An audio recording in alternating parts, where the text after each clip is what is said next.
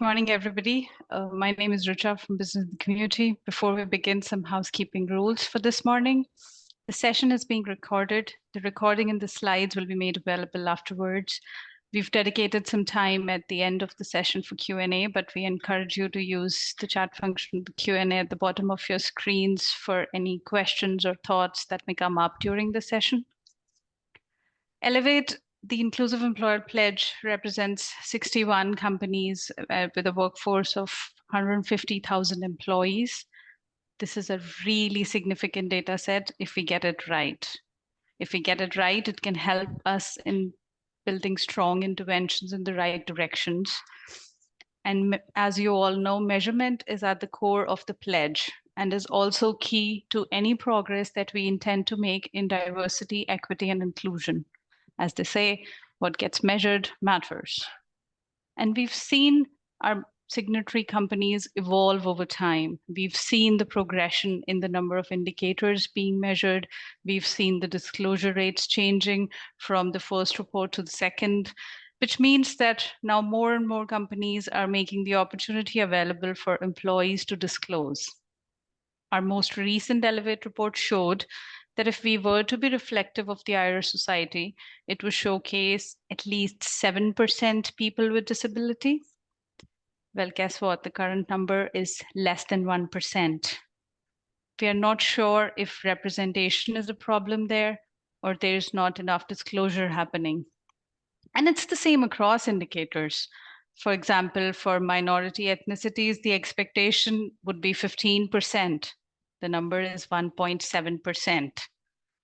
So metrics always give us a picture. We just have to manage the viewpoint. And unless we know our profile, unless we know what we have, who we are missing, all the D&I initiatives are based on an opinion. More and more companies are now heading towards voluntary disclosure campaigns. Last year, we had a great session where Sky Ireland shared their approach on data collection. And today, we would be looking at a different approach, an approach on how third-party data collection can be beneficial to businesses in supporting their DE&I ambition. So today, we will hear from Anthony Kelly, Head of Communications, Culture and Capacity at RSA Insurance and 123.ie, in conversation with my colleague, Linda O'Sullivan, about their journey on building their diversity and culture profile using a third-party tool. So can I please invite Linda and Anthony to turn on your cameras and unmute yourselves. Morning, thanks, Risha. Hi, Anthony, lovely to have you here. You too, hi, Linda. Morning, Anthony, morning, Richa. Morning, Linda.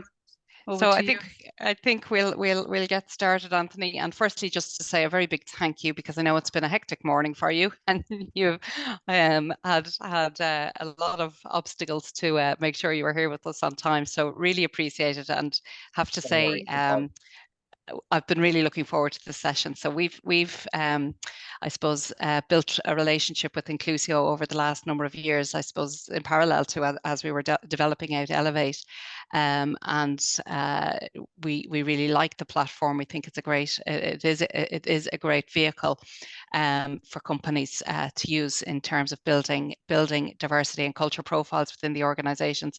So we're only thrilled that RSA Insurance and 123.ie are our first, I think our first Elevate signatory to actually partner with Inclusio for this type of exercise. So dying to hear of the experience. But maybe, I suppose, before we get into that, Anthony, you might just set the scene for us, because we know that diversity and inclusion are really important for you and for your business. But maybe just, I suppose, set the context for our participants here today. Yeah, I guess it all goes back to 2019 when the central bank conducted a thematic review of financial services companies in respect of what they were doing to enhance diversity, equity and inclusion in the workplace, to make workplaces more reflective, I guess, of society as a whole and of customers that use these financial service companies and institutions. And from there, I mean, we had always done DEI, but not in a formalized, structured, strategic manner. So out of that, we developed our 2021 to 2023 DEI strategy. This runs until the end of this year. And I guess Inclusio formed part of the reason, or really part of the reason we did Inclusio was looking at the next iteration of this strategy. But I won't get to that yet. The strategy itself has 3 pillars. The first is build and grow. And this is all about building knowledge and awareness through education in our workplace of different types of diversity, of the need for inclusion and a sense of belonging, and the difference, I guess, between equality and equity. The second pillar is on talent and community. So this is both internal and external. From a talent perspective, we're always looking at being an open employer. It would often be said that some of the most difficult companies to attract diverse candidates are in the financial services sector by virtue of what they do. We've tried to get around that by doing a number of things in the business to help attract people from diverse backgrounds. And I can talk to you a little bit about that, Linda, as we go on. The second part of that pillar there is community. And this is what we do in the community in which we operate. So we have offices in Dublin, Belfast and Galway, and what we do in those communities to give back. And it relates to our purpose as well, that we're here to help people prosper in good times and be resilient in bad times. And finally, I guess the big key pillar for us was impact and measure. Now, we set ourselves a significant number of KRIs as part of the strategy, and we were able to measure the impact of those in the business. But ultimately, the biggest measurement of all we were missing, which is what is the diversity profile of our business. And without knowing that, we could never be sure that we were focusing in the right areas or we were doing the right things to either support people with certain divergencies or to attract in the right pools people from different minority groups. And now that we have that and have it through Inclusio, I think it's going to be hugely beneficial as we look at the next iteration of our strategy. And strategies, you know, they're not just you build it year 1 and it runs for year 3 and it's some kind of solid, stable thing. They're always changing. They're always evolving. I mean, we were the first part of our global company of 29,000 employees to have an audit done, an internal audit done in our strategy. I'm glad to say we got a satisfactory outcome. But some of the findings of the audit were really, really useful. And we incorporated those recommendations into a refreshed midpoint review of the strategy. And one of the other things we did was to incorporate, we had been acquired by Intact Financial Corporation in June 2021. So it was a fitting time to incorporate our new purpose and values into the strategy. But equally, we decided in and around the midpoint review that we wanted to partner with Inclusio. And that was one of the big targets we put in for the second half of the strategy from mid-22 until the end of this year. So we've done that now, and delighted to be here this morning to chat to you about it, Linda. It's brilliant, Anthony. So maybe just talk to us a little bit about that motivation to partner with Inclusio and how that came about, and why you chose Inclusio as your partner in this. I'd say very much. We work very closely with business in the community across a number of initiatives. We're partners. We're one of the main sponsors of the EPIC program, which is employment for people from immigrant communities. We're also looking at getting involved with you guys on the Women at Work program. But one of the things we partnered with you on was the Elevate Pledge. And it almost broke my heart filling in that pledge earlier this year and having to skip over so many questions that we just didn't have the data for in respect of our people. I mean, we do ask a number of sensitive questions around onboarding, but nothing to the level that is protected by Inclusio's anonymity. And that people can come onto the Inclusio platform and feel very safe and confident that, you know, their email address and the information they give will never be put together again. So I think it was completing the Elevate Pledge, and it was as well looking at the Women in Finance Charter and going, we need more information. We need the basic data about the diversity of our people, you know, their membership of minority communities, their ethnicity, any disabilities or neurodivergencies. We just didn't have that. And therefore, great that we have this DEI strategy. Yes, we're doing so much more than we ever did. but for our own people, are we targeting the right areas? Have we the right supports in place to ensure that our people are being taken care of and have everything they need so that they can be themselves at work and feel that sense of belonging every day in coming to the workplace? Brilliant, yeah, and I'm sorry we broke your heart, Anthony, Well, but I'm it broke my delighted, heart in a good way, because it exactly. prompted me to go off and do something, Linda.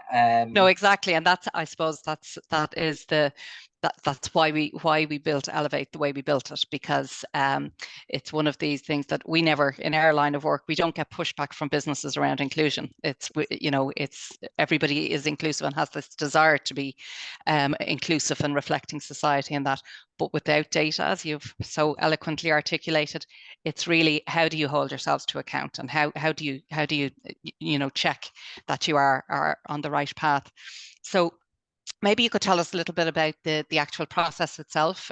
So you rolled out a campaign with your colleagues earlier this year, to gather information. So maybe just talk to us a little bit about that. But before I get to that, I mean, we stood back from the pledge and we looked at what was out there in respect of gathering this data, what were the most sophisticated tools. And I suppose it made us very proud that there was an Irish startup had one of the most sophisticated tools in the world for garnering this data. And not only by, you know, allowing people to create their own personal profiles, allowing them to share their voice about the culture of the business, but equally doing a third thing, which was to, I suppose, educate in and around the different types of diversity.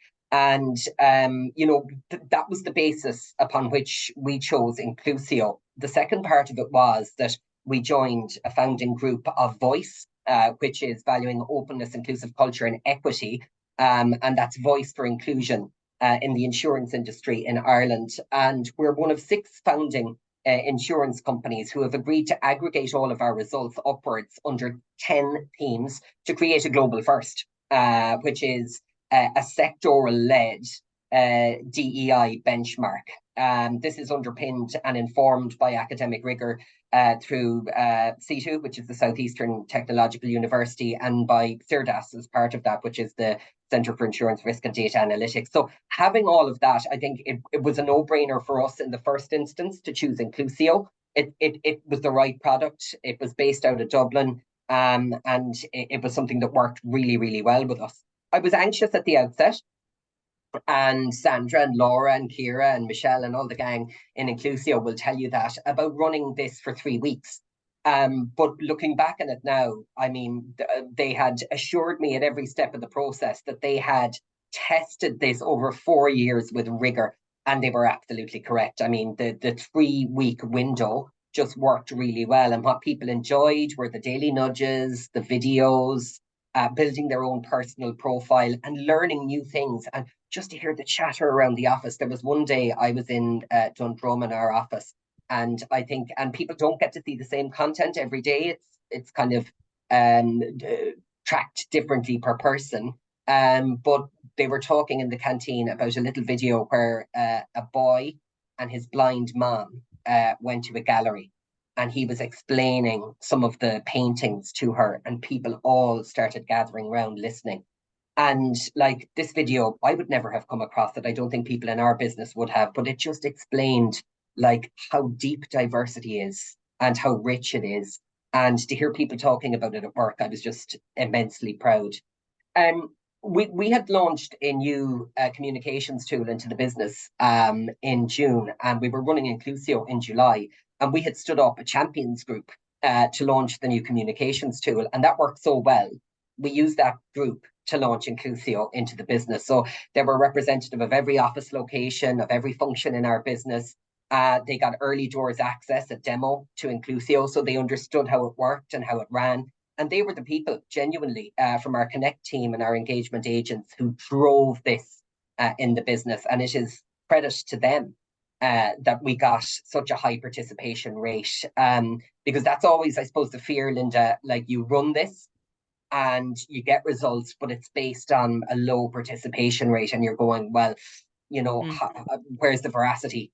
How can I use these with full legitimacy? But we were so happy to get that participation rate. And I think Inclusio are really supportive throughout the process as well. They're keeping in touch with you. They're saying, okay, this is your rate here today. What do you think about this? Maybe we could try this to encourage it. And they have a communications pack. So it couldn't have been easier, really, to do it. And that was the process. And it was just encouraging people that take 5 minutes every morning, take your Nudge email, read your article, watch your video, and fill in a little information about your own profile. And I think people really got into a rhythm with it, and it worked out really, really well in terms of participation. That's how we did it. Brilliant. And I don't want to put you on the spot, Anthony, but can you share with us even a ballpark of the participation rate you got?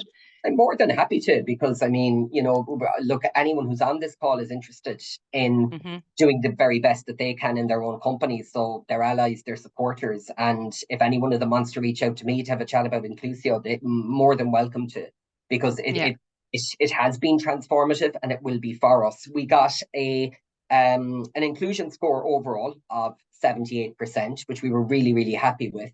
And that was backed up by a 70% participation score. So that meant that although 78% of our people activated the account, and that's the exact same number as our inclusion score, don't get them mixed up, 70% of our people, that's 7 out of 10, completed every task allocated to them. So that gave us a phenomenal insight into the diversity profile of our business. And it's a good score. I mean, it's something you can definitely work on. And I'd love to see, like, I mean, we will run this again next year. And my target will be, let's get to 80 next year now, because people are comfortable with it. I think they're assured about the confidentiality and the anonymity. And people feel more comfortable now that they've seen other people sharing about their own either hidden disabilities or neurodivergency or gender or sexual orientation or expression, that they'll feel more comfortable to do it themselves going forward. Yeah, brilliant. I think that's an excellent score. I imagine we may have some questions or comments in from the floor on it, but I 70% of your colleagues disclosing their diversity profile is fantastic. Yeah. What kind of key learnings came out of it, like when you got your report back? From Inclusio. Should have done it sooner. You know, and I mean, it can be very often a struggle to fit these in, because you have annual engagement surveys, you have pulse surveys, you've different other customer surveys, and there can be survey fatigue. But this felt different. It didn't feel like a survey, even though it is garnering that kind of information. So key learning number one, I would have done it sooner. But having that said, I'm happy where I fit it in our calendar. The second key learning, and just even to hear Risha at the start of the session today on some of the scores that have come out of the Elevate Pledge, like, I mean, Risha gave us a score that companies disclosed that 1.7% of their population was from an immigrant background.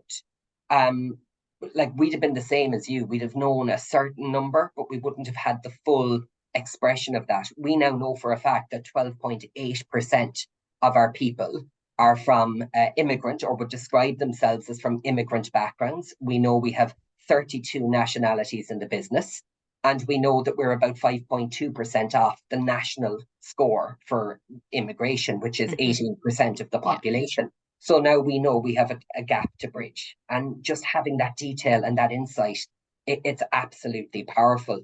The one I was interested in there as well from Risha was on disability.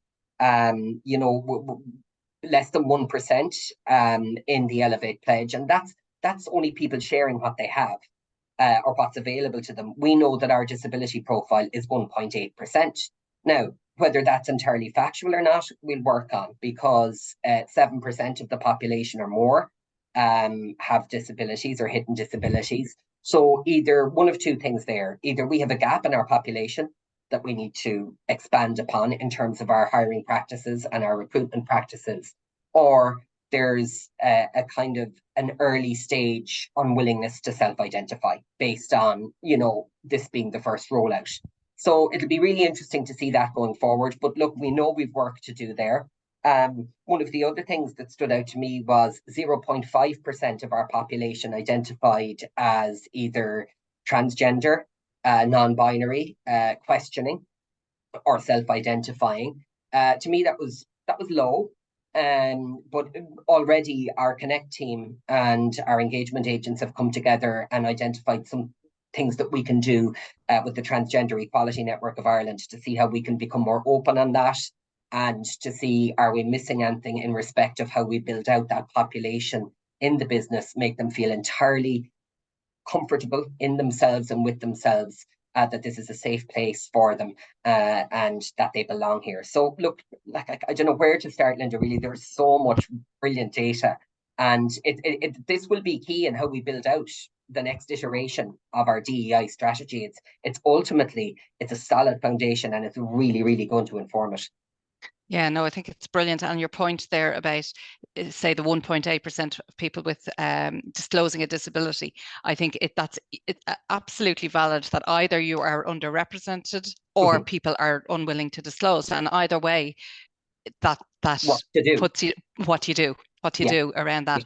And it is one of the great powers of the data, because and as you say, you can say how far off the general population you are. And that obviously, with such a high rate of participation, colleagues engaged well with it, so it went down well with colleagues, and despite fitting it into a calendar where there's various different touch points and surveys and requests for information, so that's all really positive.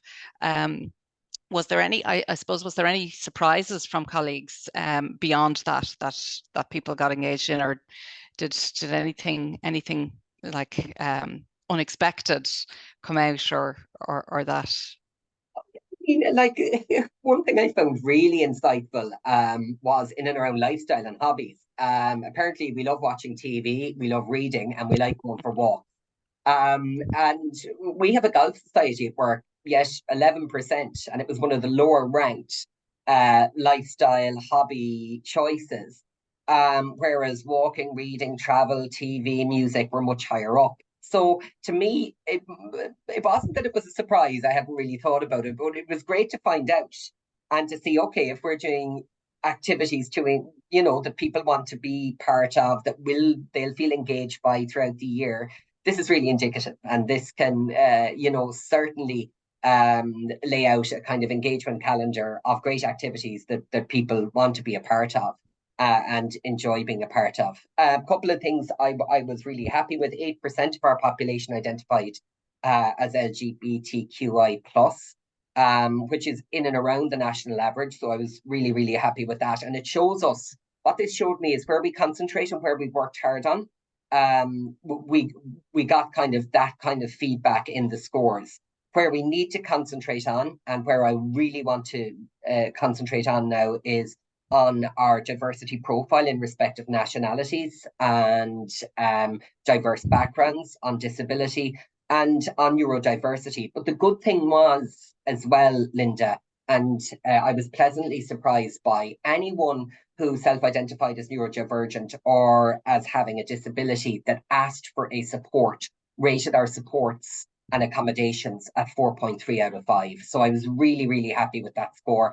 And we've published that now, we've publicised it to our people. So if there are others looking for accommodations or supports, they know how to get in touch, and they know that we will do our best to meet those requested supports. Yeah, no, that's really good, Anthony. And I love that point about the reflection within the LGBT plus community, reflecting society, because I think that's one of the key points as well about building trust between the organization and the employees, and why you want data, because you can definitely demonstrate there, look, where we have put our efforts in, we're seeing successes, and here's how we want to develop out other pieces also. And I'm conscious Rich has come on, so I know our time for this section is just coming up to an end, but that piece about lifestyle, that really ties into then the culture, doesn't it? And then the types of activities that I suppose maybe are legacy activities sometimes, that you can look at and say, well, actually, what would resonate a little bit more with our colleagues, and build that culture that we're striving for.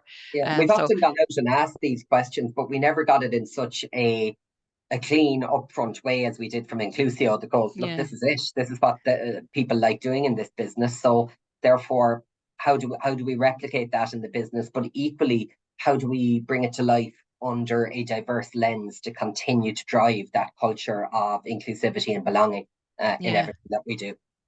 Yeah. Richa, are there questions coming in or?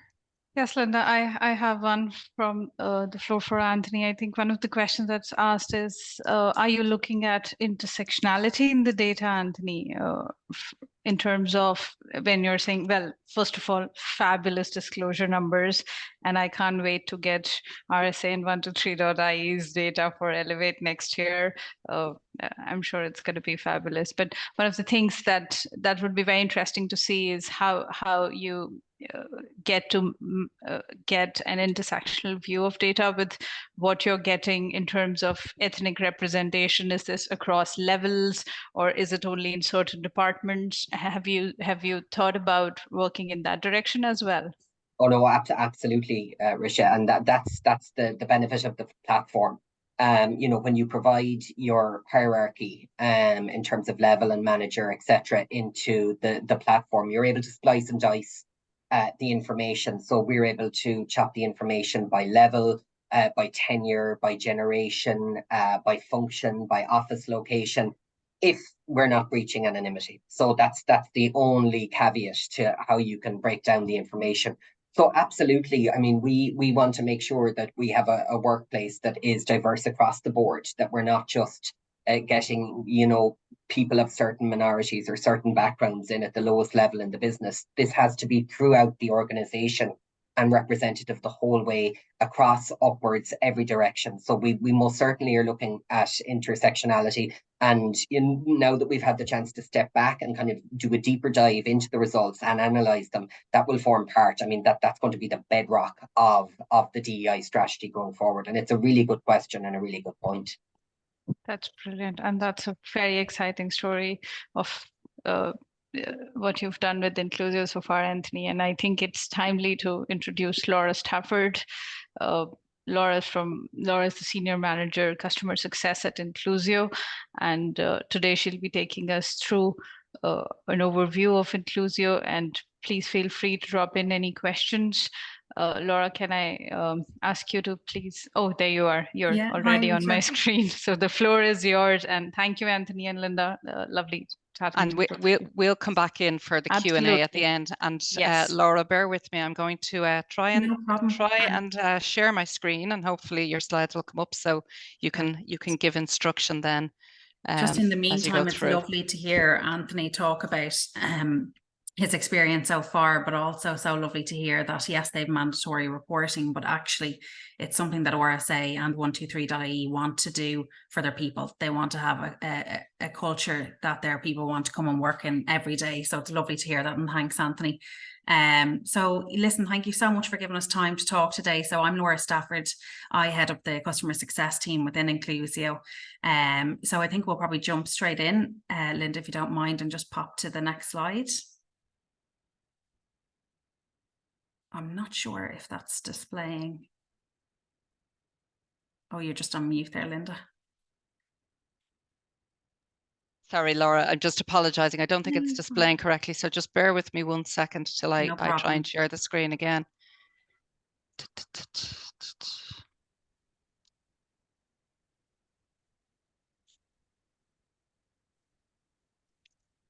Sorry now.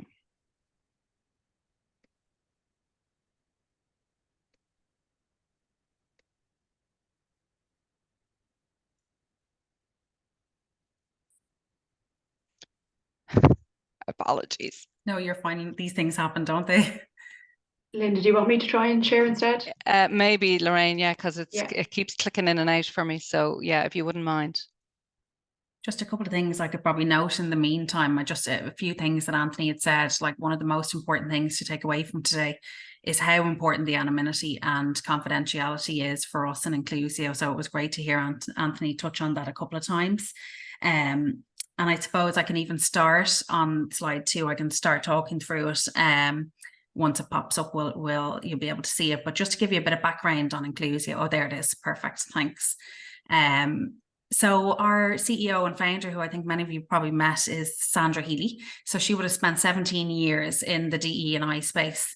And one of the things that she realized throughout her time was there's no real meaningful way to be able to show all the work that's been done in that space.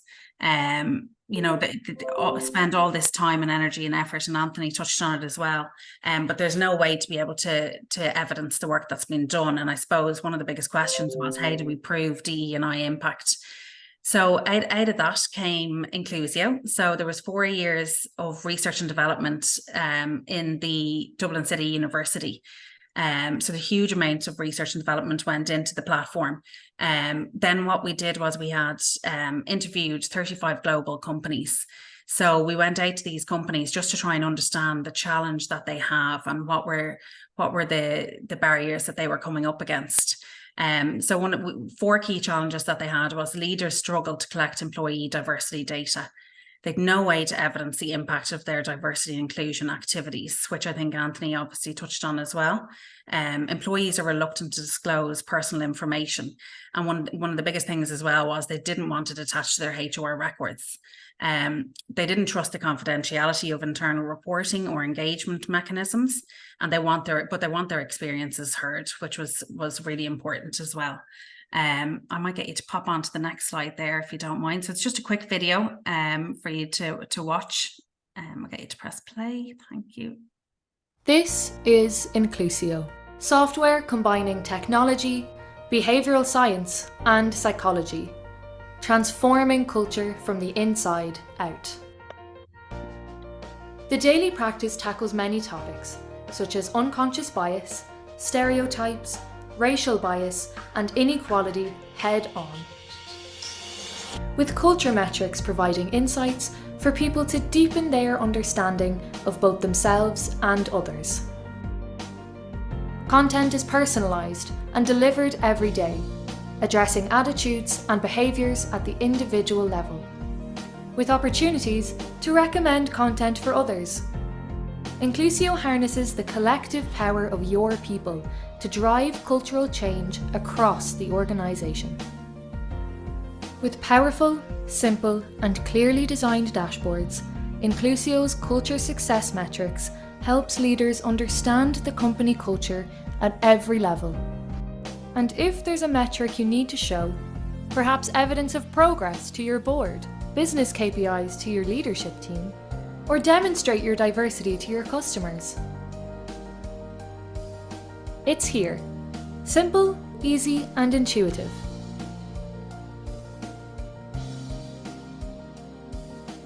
Inclusio, transforming culture from the inside out.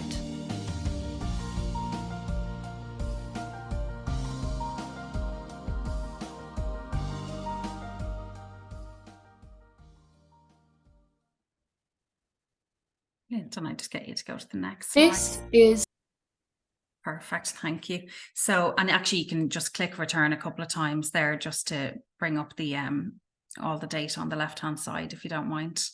Yeah, one more, perfect. So listen, that was just a snapshot of Inclusio's platform. And I know Anthony mentioned it as well about the video, and it's really interesting to hear you say that, Anthony, because I know the video you're talking about, it's very impactful. And I suppose being customer success team, we hear the feedback from our clients on a daily basis, and always what comes back, what people love the most is the nudge learning. So it's the content, it's very emotive. You'll find, and as Anthony said, you know, the video might be less than a minute long, or the article, but you'll find yourself thinking about it throughout the day, and you'll be sitting there in the evening with your families having conversations about it. So definitely, I think we find that employees love the nudge learning, the content. So you'll see there as well, we've got unrivaled data collection and benchmarking, enhanced DE&I understanding and awareness, and unlocking potential with people science expertise. So you've got the platform itself. It's very quick and easy. Again, as Anthony said, it takes 3 to 5 minutes a day. You've got 3 tasks there when you go in. So one of them is around the content. So it'll either be a video or article to watch each day or read.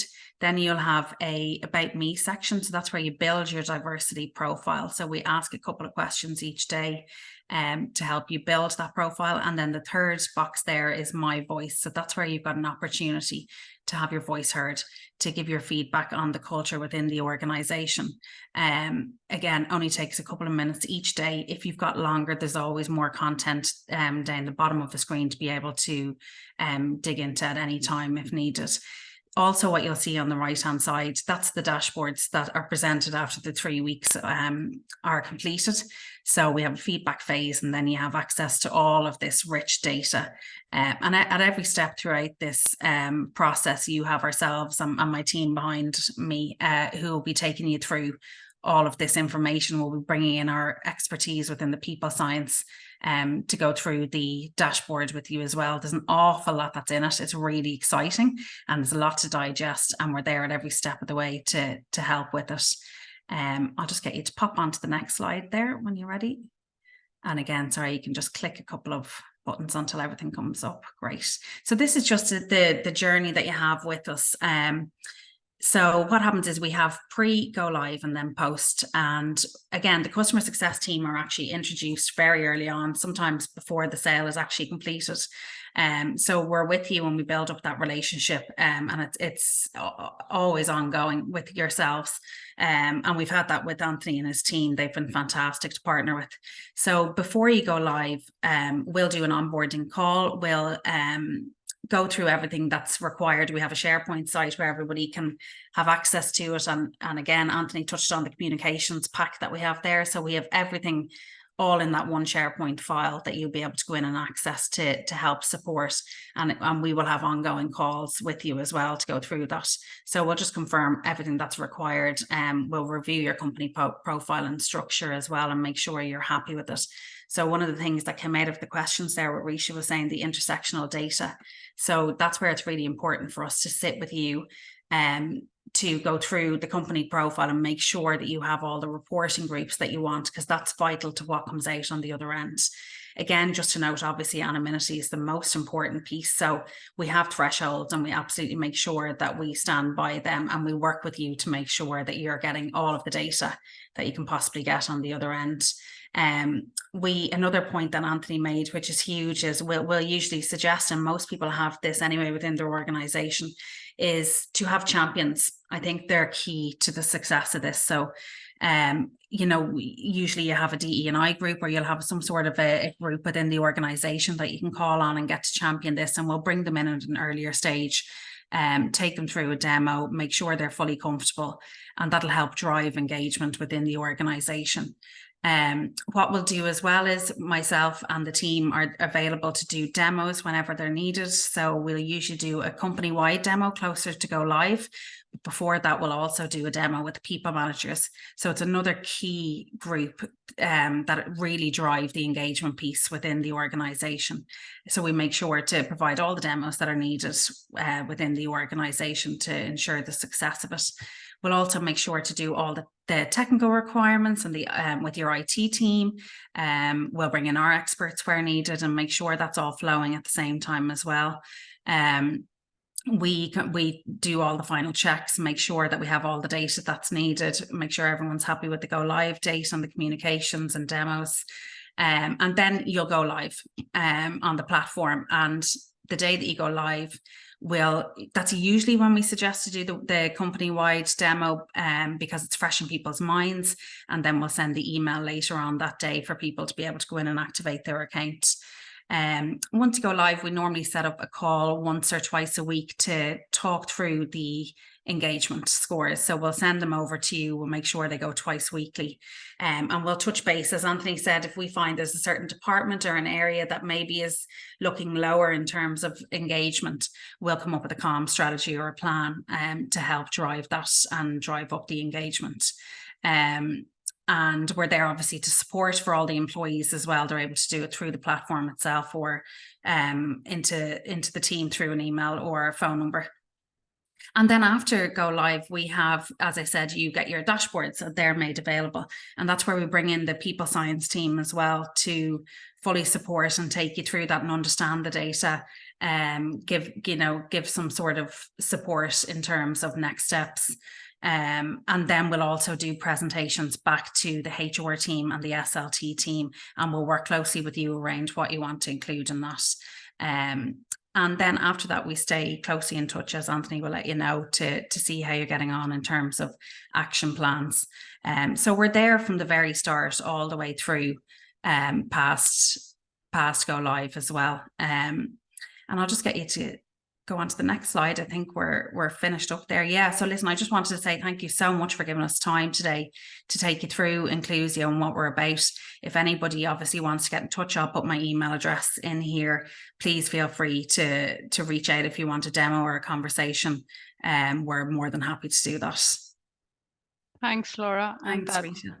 that does look like a fantastic platform with all the experience that Anthony shared, and with all the nuts and bolts of the tool that you shared. And I'm sure we would now move on to Q&A, and we have some questions. Can I just but add before one quick that, thing, Risha, sure. if you don't mind? Sorry, just something that was on my mind from when Anthony had said. Really important to note that we've clients who've been with us 2 or 3 years, and it's interesting to hear Anthony say that around the diversity and neurodiversity scores that come back. And what we found is, and Anthony, you'll hopefully see this next year, we find that people's scores actually go up. On one particular customer, their neurodiversity went from 11% up to 16%, which was really interesting to see within a year. So that was a mix of actually people felt more comfortable, and they realized that they could trust the confidentiality and anonymity of it. So it's really interesting for us to see that, and it'll be exciting to see next year, Anthony, the same for yourselves, to see those scores and what they look like. But it shows that people trust in the process as well. Sorry, I just wanted to add that in, Risha. No, and that's brilliant, because I think that's something that you would aim for, that you have an ambition to increase the disclosure as well as the representation together, because it goes hand in hand on how it's going. We have a question here from the floor for you, Anthony. Of course, great results and approach. Is there any negative reaction to the work in any parts of the organization? The answer is no. Which again, I mean, Linda asked me, were there any surprises? I guess I was a small bit surprised by that, but I think you'd like to think that everyone in their life has, different types of diversity that form, whether it's part of their household, their extended family, their friends group, their neighborhood. And I think that there was an overall appreciation for why we were doing this, that we were doing it for the right reasons. This isn't some kind of box ticking exercise. It is to gather the data to allow us to be better and to do the things we've committed to do, through living our values and through achieving our purpose. So I think I came across zero negativity, and I haven't heard of any negativity to it in the business at all. So I think we framed it well. I think the communications is key, and letting people know why you're doing it. And that there is a good societal and workplace rationale behind getting this right and getting this data and allowing you to build upon it. And I think that would overcome any negativity. Oh, I think that's a brilliant, of course, it's a great feedback, but that's a brilliant point about having a very strong comms plan to support it. And I really like the thing that you had said, that you had champions where all levels and all teams were represented in that group, and that kind of gives you that level of support, that you have someone who would go and talk to the ones that are not so easy to win by. And that, so we've been saying this again and again, there's nothing that can there's nothing like over communication when you're talking about voluntary disclosure, because you just have to be transparent and open about it. So that's brilliant that there's actually positive feedback and no negative feedback. That's a great one. Laura, there's a question for you. There's an anonymous question which says, I would be interested to know how Inclusio works with existing HR tracking systems. So do you have something in which? That's interesting, actually. Yeah. So some organizations, do you mean in terms of other surveys that have been run, Risha? I think what they mean is that the systems that they have for employee records, existing HR systems. Yeah. So you can absolutely work alongside that with Inclusio and build it in 100%. Yeah. Oh, brilliant. Okay, that's nice to know. Yeah. And then another one is, would you cater for companies where some of the workforce don't use computers? Yes, really interesting one. We have that all the time. So we do, and we work with a few clients, a good few clients who would have that. So it's not just office based. And one of the clients that we work with is quite a large organization who would have distributed workforce, and they've done this and have been quite successful with it. So absolutely, we're willing and happy to work with any organization that wants to talk to us. And as I said, we're there, you know, every step of the way to handhold and help and work alongside the organization to make sure it's successful. And I think, Risha, you've touched on it again there, like the most important piece to the success of this is the communications. But if you've got a distributed workforce, it's also about giving them the space and the time to do this. And again, it's only a couple of minutes a day, but actually you can go in and do it all in one go as well if needed.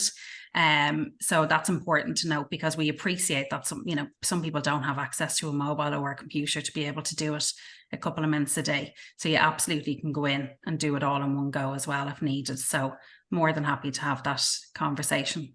Yeah, because we would definitely have a number of signatories on the Elevate Pledge who would have a distributed workforce, not just those who don't have access to that, but those who are probably mobile, on the go, traveling on different sites, and very, very distributed workforce. So for them, having a tool that covers them all would really be very, very helpful, I'm sure. And we also work with organizations who are global as well. So it's about making sure, you know, that it works for them in the time space. We have that opportunity to be able to make sure they're getting the email at the time that works for them. And again, a lot of people love using it on their mobile, which is great as well. Brilliant. Marion, I'll come back to your question. There's one from Shane. It says, is there and which I think is for both you, Anthony and Laura, is there a certain stage of maturity that you need to get Inclusio on board, or when would you recommend? Oh, really interesting. There isn't, and actually good to note, because we have a maturity assessment that we can do with organizations as well. So a really good point, and we've done up a white paper on that too. So no, at any point, we're more than happy to get in touch and let you know where you sit within that maturity model. One other small thing, sorry, Risha, that I've forgotten, it's just popped into my head. We do a pre-questionnaire as well with organizations. So we sit down with you before you go live to understand your business, to go through all of the different, you know, policies and things like that, to make sure that we have a really good understanding of who you are and what your organization is about. So then when we get your dashboards and we're looking at the intersectional data, we're able to give you really true, powerful, you know, feedback from the psychologists within the people science team. That's interesting. And Anthony, coming into the process, did you feel? I mean, like most companies will have an idea of where they're at in DEI maturity levels. And I think regardless whether you're starting out or whether you're 5 or 6 years into a journey, if you don't have this information, you're missing something. So I would say for the companies just starting out or looking to sign up to Elevate or looking to gather this information, contact Inclusio. And if you're 5 years down the road and you've other accreditations and everything else, but you mightn't have this level of data and this level of information that can actually really help you carve out something special for your people and in your sector, contact Inclusio. I don't think this relates to maturity in any matter at all. I think the data you get from this is so invaluable. It can be used in any organization at any time to the benefit of the company. Absolutely, yeah. There's another one that had come in separately. Do you have any tips on how to get a buy-in from across the organization to actively or proactively take part in the data collection process, Anthony? I think it was the assurances, first of all, in and around confidentiality and anonymity. And I think, you know, employees are skeptical at the best of times about surveys like this. But it was just the absolute reassurance that we gave. And it was, I think, again, it comes back to the comms and it comes back to how this was framed. This was framed as something really positive for the business, which it was.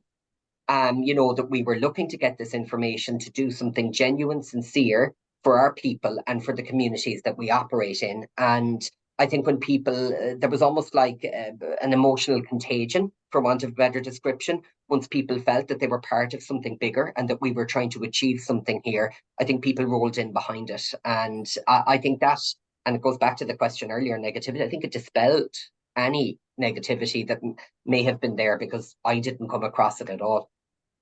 It's brilliant. And can I just jump in there as well, if you don't mind, just to quickly add to that, what we do, Risha, as well, the customer success team will come in quite early and do those demos. And I think sometimes it's nice to see that third party.